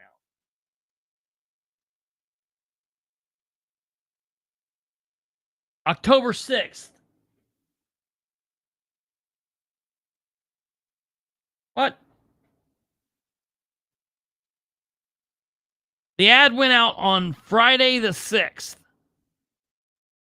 The council meeting where they tabled it was the 2nd. So they had this ready. I mean, they didn't get this ready on Tuesday and send it out to all of Muncie's donors. Is that the postmark? October 6th? No, I wasn't looking at the postmark. I was looking at when the person sent it to me, and they sent it to me the day that they got it. The day that they got it. Yeah. Shit. It would have taken at least 2 days to get there via mail. Yeah. If it's coming from the state party. Yeah. Okay. Sorry. No, you're fine. So you're talking about 2 days. I'm just talking about how long it would take for the company to print this out and have it ready to roll. This had to be in the work for a month. Absolutely, Annie. That's the point. So now when we talk about did this tabling, look, again, in my mind, no. I don't give a shit about this ad. I don't care about the mayor's election. Put the election off for another 2 months. I don't care about it.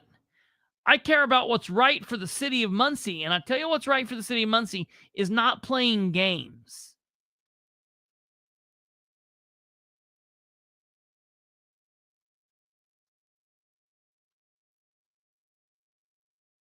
Just saying.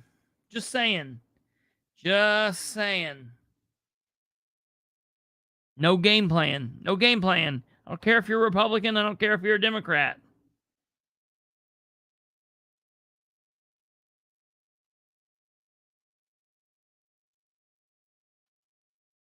And that could be, but you know what? They're mixing things up at that point because what they're doing is, because it doesn't say anything about Michaels. Do we know for a fact, though, that Racer didn't donate to his campaign in 2018 when he started collecting funds? In 2018, I don't know. I have no idea. I don't think Racer did. No. I think that this had a whole different thing. I think that this is a whole... I think we need to dig out some Dan Ridenour campaign finance reports, though. Well, yeah. Because I don't think that they would mix up projects like that. What? Oh, I know it's politicians, but you would think that something that's that blatant, potentially blatantly wrong, and easily proved not true. I'll just have to ask. Especially when Dan gets on his page to counter it. He doesn't mention this. I didn't buy it from a campaign donor. They weren't campaign donors. You'd think that would be something he would bring up. That's why I'm saying it. He made it a point to counter this ad and did not mention the campaign donor line. And that one should be really easy to refute. Just like the thing with the council meeting minutes. Yeah, but you know what would have been real easy to refute? Him telling, I mean, he just don't do things like that. Well, you wouldn't think that, then why did he put up the resolution? Well, because he made it a point to counter the ad and didn't mention everything that was wrong with it. Yeah. He picked the first thing and ignored the rest. Yeah. And buying from a campaign donor, in my mind, for an inflated price is worse than just buying it without asking somebody. Yeah. Just that's my thinking. I don't know. Maybe I'm just nuts. I understand what you're saying.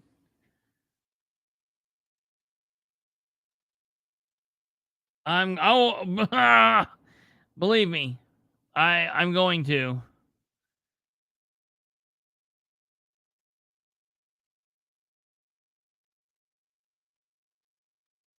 I'm pretty damn sure that Racer Trust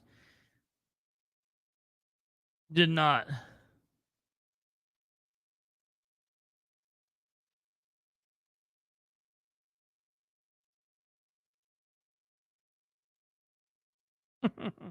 I want to meet Kid Rock.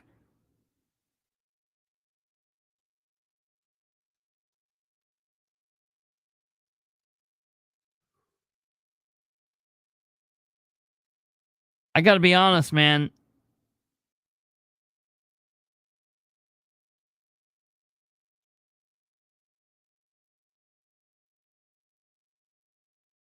He's bought a lot of land. And Ratchford has donated, and he's bought and sold shit with Ratchford. He's done things. He's done a lot of things, and I know who you're talking about. The whole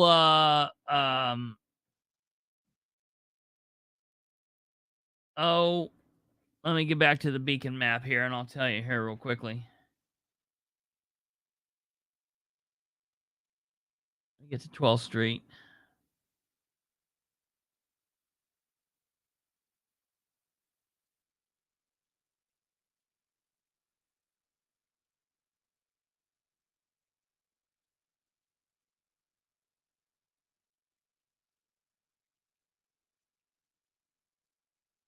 No way. Hold on. No way. No way. Oh, whew. I thought something else had happened. Really weird there for a moment. So you're talking about...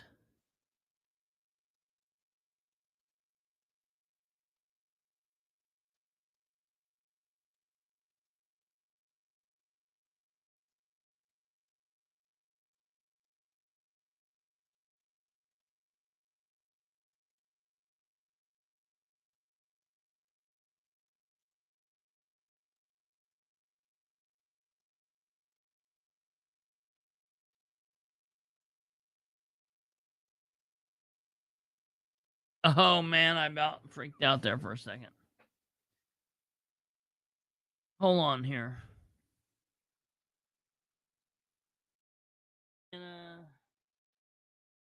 Secretary of State business lookup.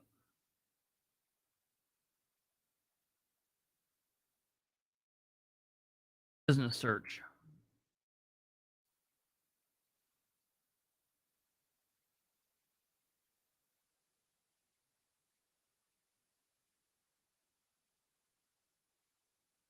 I'm not a robot. Search.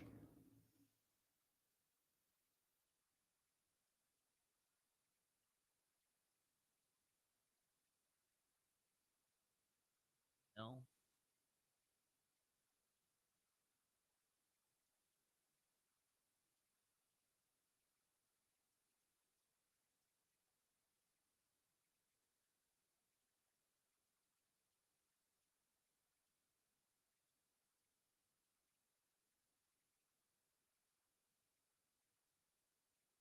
I'm pretty sure the name changed.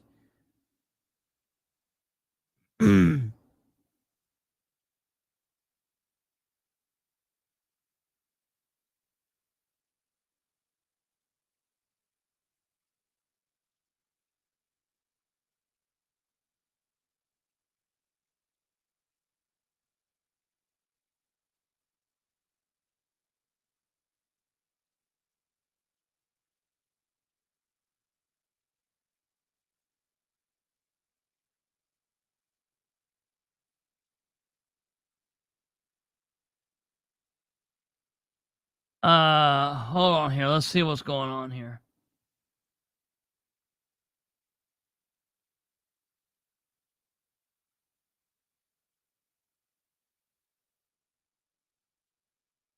Yeah, all right. I see what Annie's saying, and I see what Elizabeth Edgel's saying here. I agree with you.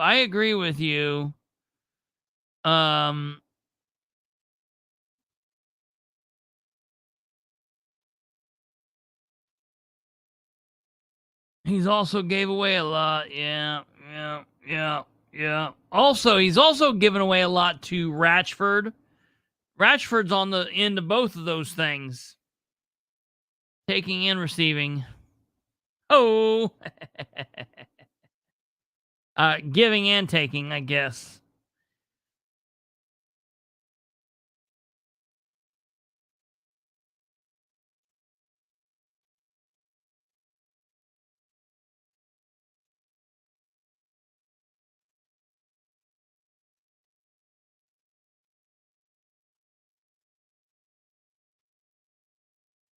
Why would you give your opponent the floor? Yeah, I definitely get what you're saying. I mean, I get both what Annie's saying there and what Elizabeth's saying. I feel like, and there's a lot of people who bitch about what I do and they say it's negative or whatever, but I feel like there's a lot of people out there that just do not focus on the things that are going on. And again, at the end of the day, like I've said, I was wrong. And a lot of other people were. I was wrong.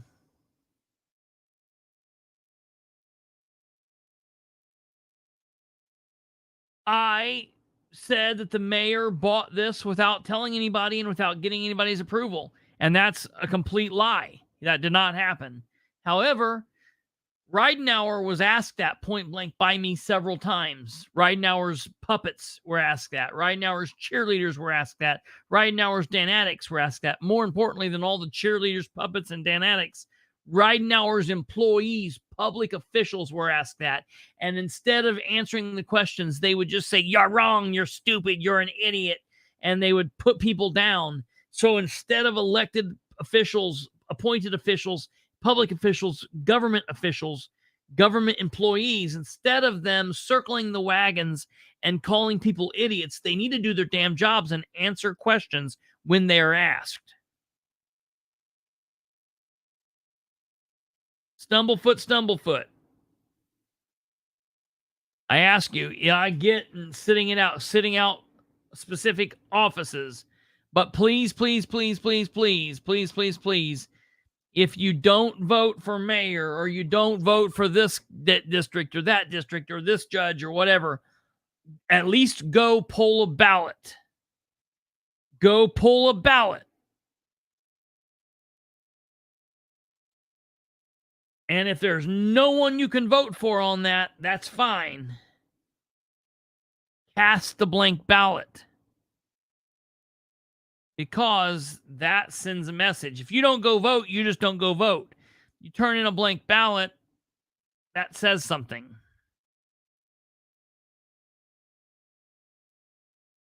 And look, I get what you're saying, Ryan. I'm not dwelling on the fact. When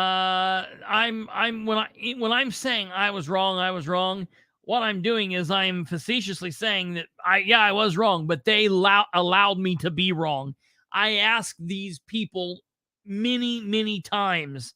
I fought this fight for a long time. There were other people besides me asking these same questions, and they didn't tell anybody. Like Elizabeth said, truth is we all missed it. There's lots of people that were bitching about this, and they purposefully let people think wrong so that they could get political points on the back end. I don't buy that. I don't know.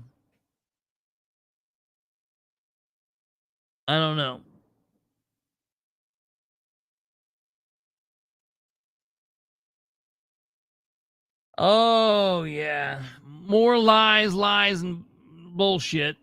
So that's that. and I did end in the backside of that by saying there are other. I wasn't.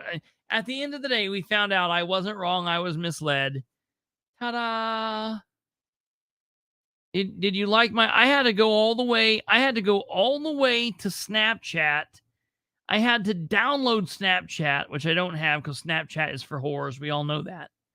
I downloaded Snapchat so I could make myself have a crying face because I couldn't make a crying face. So I went to Snapchat and I used the filter, making it look like I was crying to put this picture together.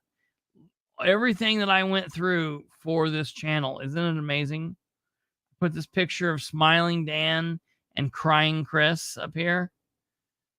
Dapper Dan and crying Chris up here to do that.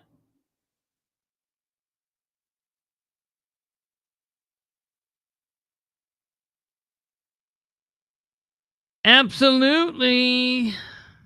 That's very true, Elizabeth Edgel. That is very, very, very, very true. Now, I do very much agree that we should push these people to read the entire ordinance, read the entire resolution, not just by title only, name and title only. You hear so many of them say, can we get an agreement to just read these by title only? No, read the whole damn thing. You guys don't have that much work to do. And if you're afraid that's going to take too much time, then to hell with you. All right, we're getting ready to roll out of here. I'm going to try to be done before 2 hours. I just got to say this about Newcastle. We'll play the meeting tomorrow. We'll play today's meeting tomorrow with tomorrow's meeting tomorrow as well. But I've got to say, I went to the meeting today, and Sproles was not there. He sent his chief deputy, and he sent his third in line. And the chief deputy always is a consummate gentleman. He was nice, polite.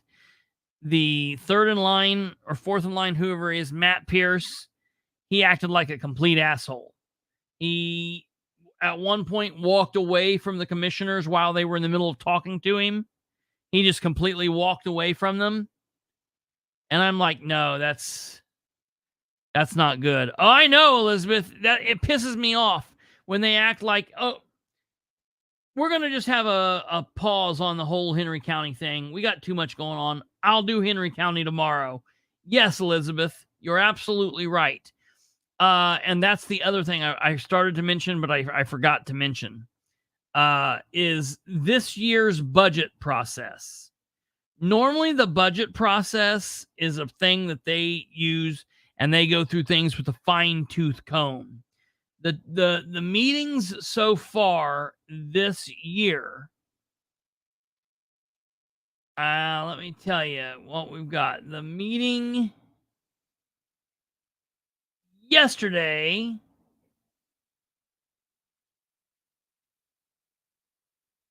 okay.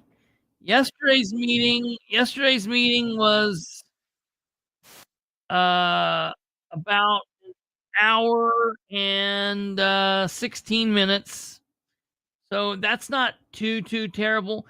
But let me tell you, when the departments that they were talking about was the department of the mayor with edit, the police department, the fire department, the street department, and animal department, animal control. Those are the biggest budgets within the general budget. And the fact that they were able to speed through them the way they did, I don't like it. There's a definite problem there when that happens. Absolutely. And the the meeting from last time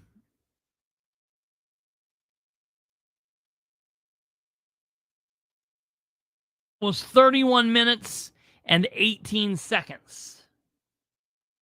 So when they're having the budget meetings, which they in the past have went through it with a fine-tooth comb, and now they're just hurrying through it,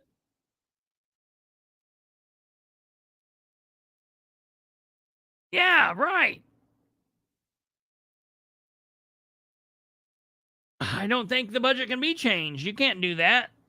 I don't think it can be changed.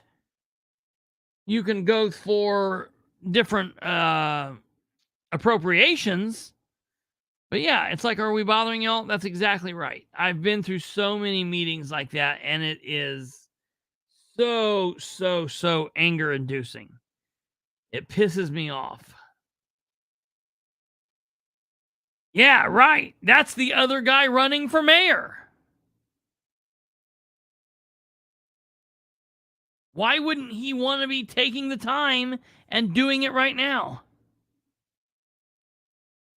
Yeah. Oh, it's about the same as last year. It's okay. Nothing to see here. We don't lie or nothing.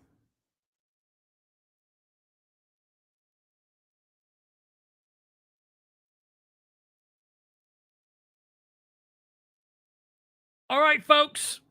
That's going to do it for me this evening. Oh, I'm going to finish on this very last thing. This is the little kicker. This will be the postscript. I was talking to a law enforcement personnel source, and they are not from the Henry County area. And I got to be careful how I say this because I don't want to burn anybody. But they asked, I gotta say it like this. Somebody asked Josh Kimbrell if Josh Kimbrell was down in Henry County on Monday. Josh is like, no. What are you talking about? I wasn't in Henry County Monday.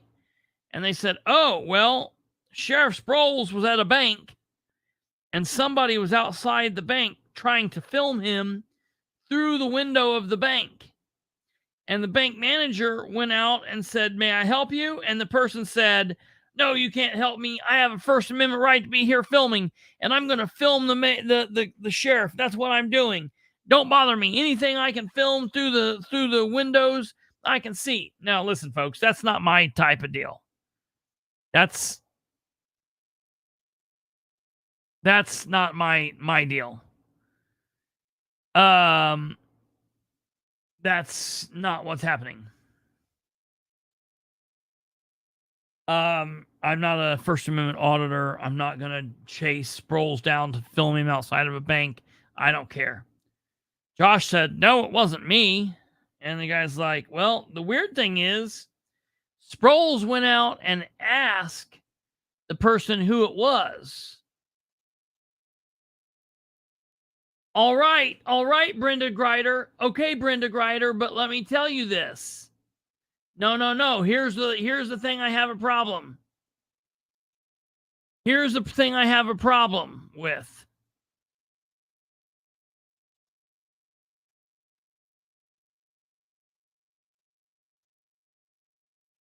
Here's the thing I have a problem with. Oh, God. Whitney W. Here's the thing I have a problem with. Is Sproles pulled out a camera and he showed the bank guy a picture of Josh Kimbrell. And the bank guy said, nope, it's not him. And then he showed him a picture of me. And the bank guy said, yeah, it was him. So Sproles now believes that I was in Henry County on Monday filming him outside of a bank and causing a scene. John Sproles, you know my number. If you have a question, call me. You don't need to go charging around showing people my pictures, you freaking weirdo. What a creep. But if you want to know where I was Monday, give me a call. After I will tell you that I don't talk to cops and to kiss my ass, I might then tell you that I wasn't there and I have an alibi. And then I'll tell you that it's okay if he wants to film you from a sidewalk in your bank. Tell your bank to close their windows, I guess. What the heck? Yeah, I want to see it on the camera. Pull up the cameras. I was down recording on the radio, 93.1 on the radio, talking about another dumbass elected official named J.D. Prescott. Right, Audie Barber. I have a complete alibi and everything. I wasn't chasing John Sproles around seeing how many zeros are on his bank account. Was he getting his $100,000 loan? So, Sproles, if you need to know something, call me. Don't be showing my picture around to people. That's weird. Why do you have a picture of me on your phone anyways? You're weird. And we're going to be doing some talking about you tomorrow, Sproles. So I hope your ears are burning. All right, ladies and gentlemen, you know what to do. Like, share, subscribe, do all that stuff. Thank you very much. God bless each and every one of you. I love you. Thank you for watching. Tune in tomorrow night at 9 p.m. Eastern. Goodbye.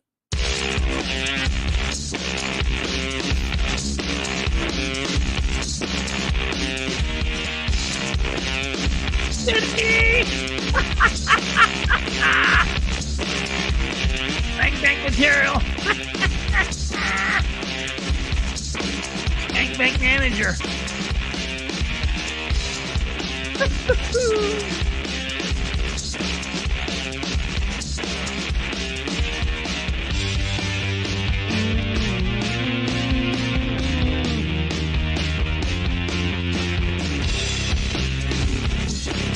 Oh, kill that music! Wait, breaking news!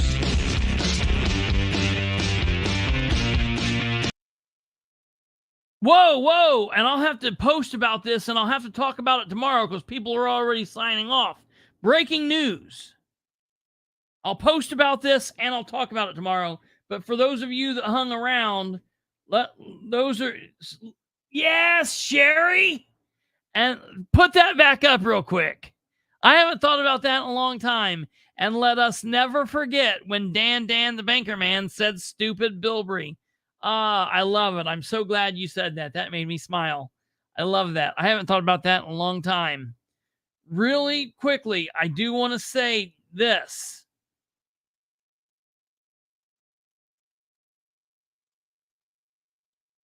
Tonight at the Bizarro Republican Lincoln Day, they had some kind of scuffle because somebody tried getting in that they didn't want in, and they had to throw his ass out, or her ass, I don't know who it is, but they literally threw somebody out tonight. I had a bunch of people calling me like, hey, were you just here? Okay, that happened. That's crazy. Jessica Piper, who bizarrely, weirdly, and grossly gave herself the Kay Whitehead Award last year instead of giving it to, I don't know, some other person like Jane Lasseter or somebody, some other person that was well-deserving. She gave it to herself last year. And this year, she gave the award to her mother, to Sally Piper. What in the nonsense is going on in the Republican Party?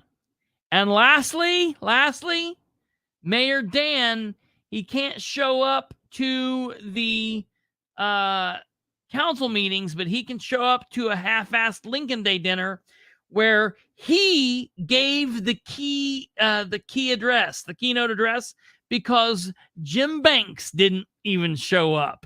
Jim Banks was put up on the said that he was going to be there. He was the main attraction. He was supposed to be there, and he did not show up for one reason or another. I heard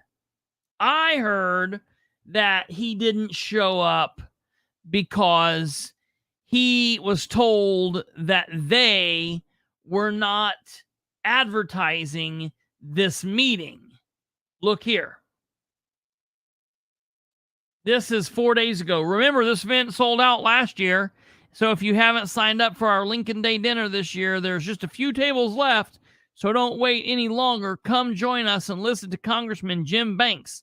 Below is a list of choice for tickets, tables, and sponsorships. Reach out to Jessica, Nick, or myself with questions or to sign up. Well, who's myself? Nobody knows. Obviously, it's Ed Carroll. But they didn't send this out to all of the Republicans. They only text out or emailed certain people. They put up flyers almost nowhere. They did no advertisement for this. They held it this Wednesday, which is every school in our area is out on fall break, and a lot of people were gone on vacation.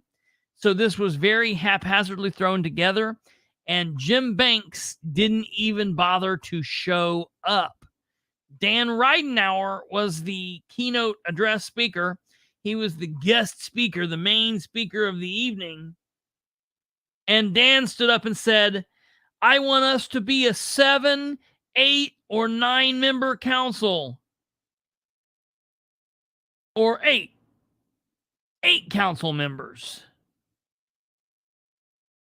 What's that mean exactly? I want us to be a 7, 8, or 9 member council. Or 8 council members. Rose Selvey, I have a message for you, ma'am. Please stop placating the Republican Party. They do not want you. Please. Please. You know I've been your friend for a very long time. I'm not talking to you as a host because at this point that ship has sailed. I'm talking to you as your friend. You're conservative-minded, but you're not a Republican like those Republicans. Something has corrupted the Republican way of life, man. So we'll talk about that more tomorrow. We'll talk about Sproles. I'm out. Good night.